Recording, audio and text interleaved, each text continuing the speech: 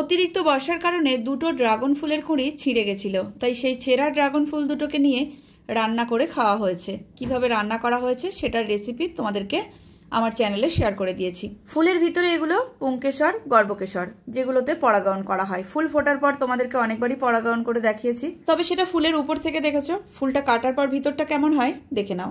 এবার যেটা দেখবে, এই ভিডিওটা করার আসল উদ্দেশ্য সেটা হলো এই কচি অবস্থায় ড্রাগন ফলের ভিতরটা দেখতে কেমন হয়। ড্রাগন ফল বড় হবার পর কাঁচা অবস্থায় কেটে আমি তোমাদেরকে অনেকবার দেখিয়েছি যে কাঁচা ফলের ভিতরটা দেখতে কেমন। তবে একদম কচি অবস্থায় ড্রাগন ফলের ভিতরটা দেখতে কেমন হয় সেটা কখনো দেখা হয়নি, তাই ভাবলাম এবার যখন একটা দেখার সুযোগ হলো, নিজেও দেখি আর তোমাদেরকে একবার ভিডিওটাতে শেয়ার করি।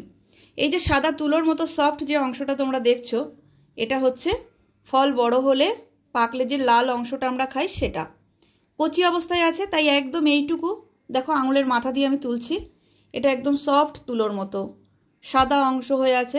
এটাই পরবর্তীকালে আস্তে আস্তে বড় হয় আর আমরা একটা মিষ্টি ড্রাগন ফল খেয়ে থাকি।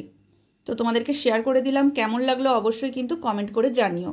ড্রাগন ফুলের গোড়ার দিকে ফলের অংশটুকু বাদ দিয়ে দিয়েছি, বাকি অংশটুকু এভাবে পাটে পাটে কেটে নিয়েছি। দুরকম রেসিপি করেছিলাম, কিভাবে করেছিলাম আর কেমন হয়েছিল ভিডিওটা আগেই শেয়ার করে দিয়েছি। যদি তোমরা দেখতে চাও তাহলে চট করে আমার চ্যানেলে গিয়ে ভিডিওটা একবার দেখে নাও।